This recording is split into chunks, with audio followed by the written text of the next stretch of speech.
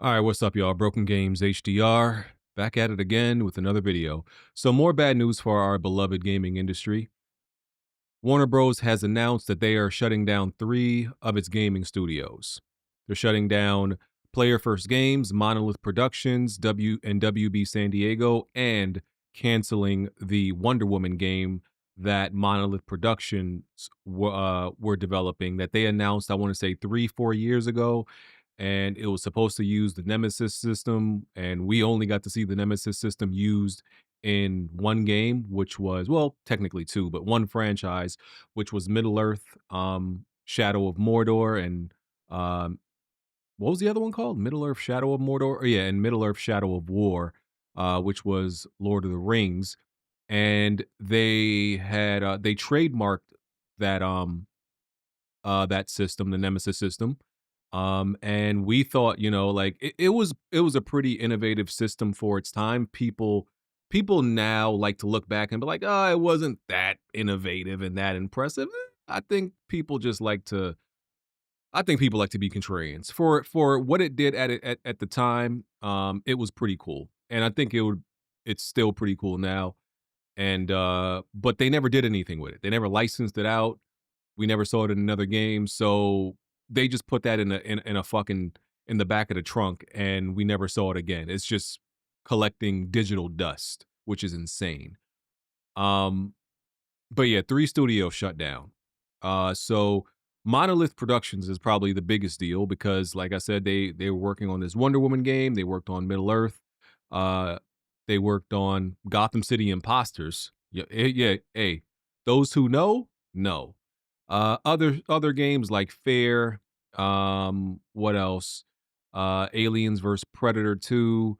And a bunch of shit back that goes back to like 1997. So they're a very storied studio, a very storied studio. So that sucks.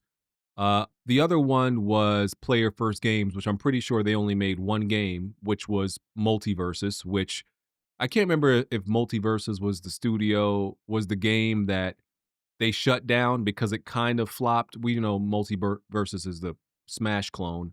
They shut it down because it needed major adjustments, brought it back, and it still flopped. So they're one of the very few games to have two flops within the same game. Your game flopped twice. You relaunched it and flopped again. Amazing work. Amazing work. And the last one was uh WB San Diego, which I'm not sure if WB San Diego was a support studio or a development studio because they founded it in 2019. They never released anything, and so it shut down 6 years later. I'm not sure what they were doing. I'm not sure. So anyway, this is mismanagement. It's mismanagement. It's releasing bad games that people don't want.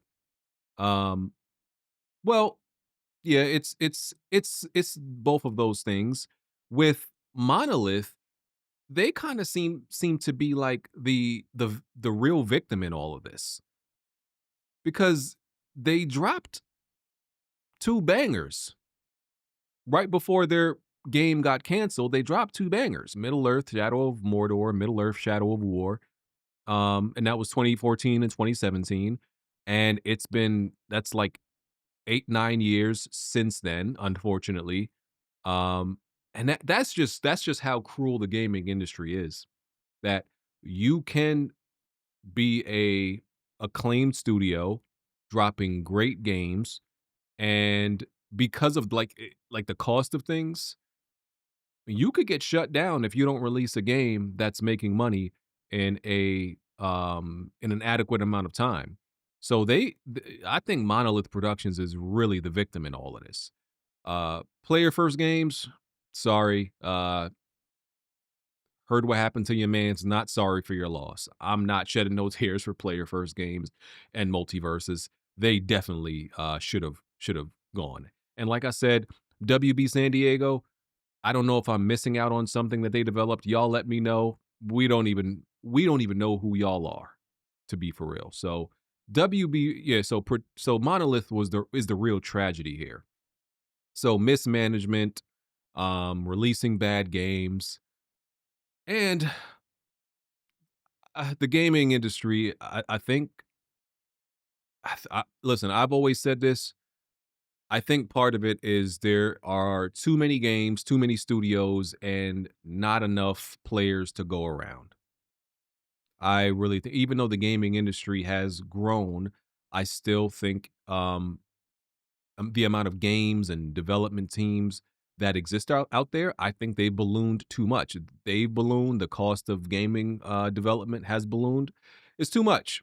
It's too much. It like there's just not enough equity to go around for everybody to survive.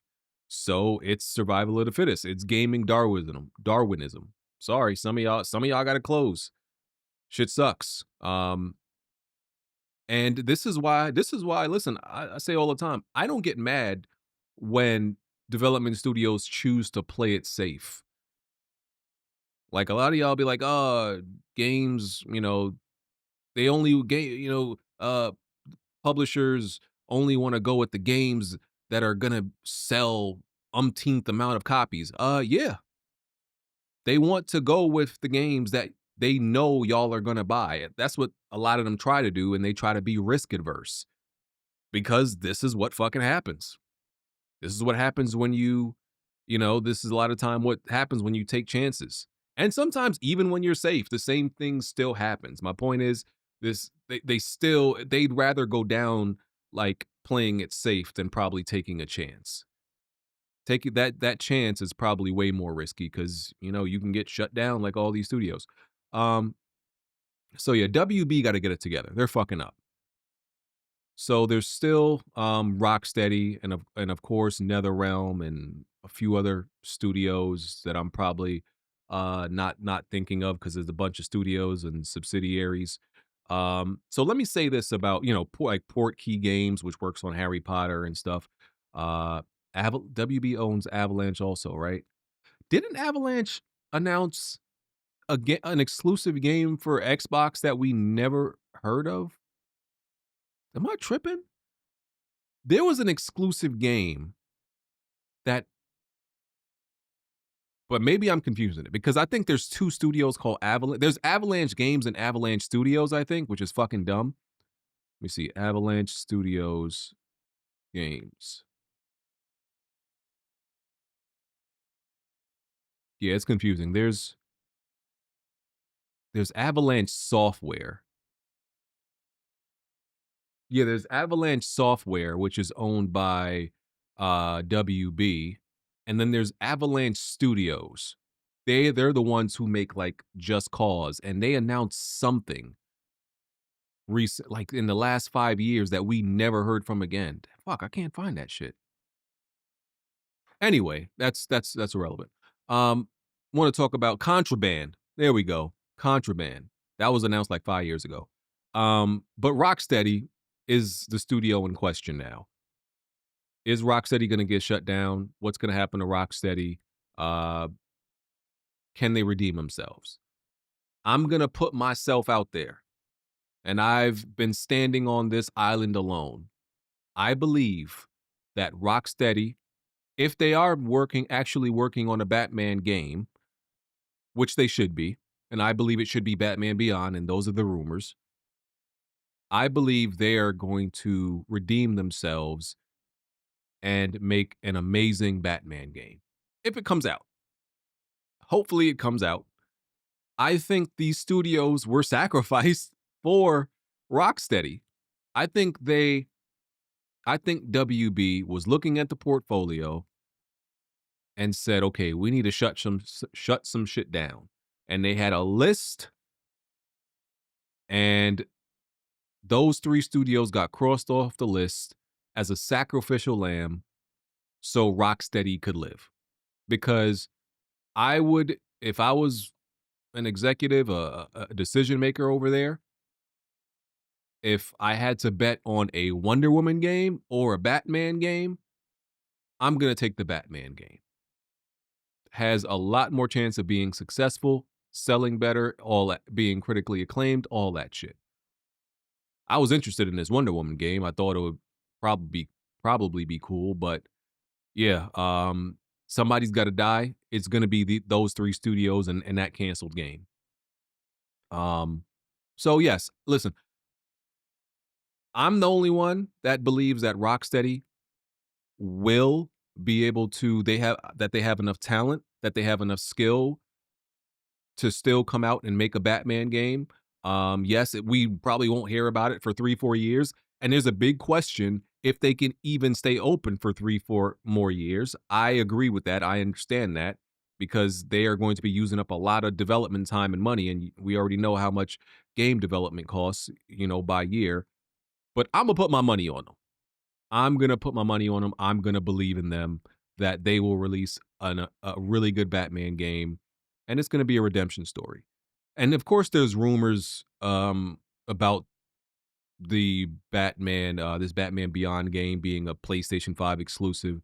Like I said on Weapon Wheel, I think that's plausible. I don't give a fuck if it's um, exclusive or not, but I think it's plausible because as evident of them shutting down um, 3 studios and canceling a game, WB is in a bad way right now financially. And what do a lot of publishers do when they're fucked up financially? We see the history of it. They cut a deal with PlayStation. Capcom has done it. Street Fighter 5, Final Fantasy, Square Enix has done it. Final Fantasy, and there's a bunch of long list of studios who were fucked up, so they cut some type of deal so they can, uh, you know, share some of the cost with PlayStation. So I think it's plausible, but either way, that doesn't matter to me. Um, I just want this because everybody talks about, oh, they haven't released a game in 10 years or whatever the number is, right? I just stand on the fact that I don't write off a developer as being shit, trash, or no longer themselves because they haven't released a game because of one bad game, right? They've made one bad game, which is Suicide Squad, and before that, they made a franchise of a bunch of hits. Well, they didn't. Rocksteady didn't make Origins, but they made the trifecta, an amazing trifecta of the Batman Arkham series. So if you make prior to this one stinker, and yes, it was a horrible stinker, I'm still giving you credit that you are capable of doing something great again. If you make 2 bad games in a row, then yeah, I'm like, okay, you fell off. That's my stance. 2 games to me, 2 bad games and you fell off. 1 bad game, I'm not saying you fell off. I'm sorry. I don't care if it was 10 years ago when you made those games, when you made the last good game. To me, what you release is more important than the time. I can't I'm just not convinced that you washed because your most recent game is bad. I think any studio is capable of making a bad game and then recovering from it. I think making a bad game does not make you a bad developer. 1 game. Now, if you make 2, like I said, oh yeah, I'm on board. You stink. You suck. But I just need them to release another one. And depending on how that goes, listen, I'll submit to the people who say Rocksteady you're trash, Rocksteady you're haters. Remember, it really wasn't that long ago when people were putting Rocksteady at the as a top 3 developer. I remember those times. I don't know if y'all remember. I remember those days on the internet, and I thought that was a little bit outrageous because I'm like, bro, y'all are putting them as a top 3 developer because of one franchise. So they made one franchise, 3 games, and they were a top 3 developer. Now they made one game that's bad, and now they're the worst developer on earth to some people. I don't subscribe to that. So I'm a little bit more even than the rest of y'all. I never thought they were the best, and even now I don't think they're bad. But we'll see. Time will tell. So, man, gaming industry. Shit's going crazy. Let me know what y'all think about this. Hit the like button, follow me on Twitter, all that good shit. Catch y'all on the next one. Yeah. I'm out. Peace.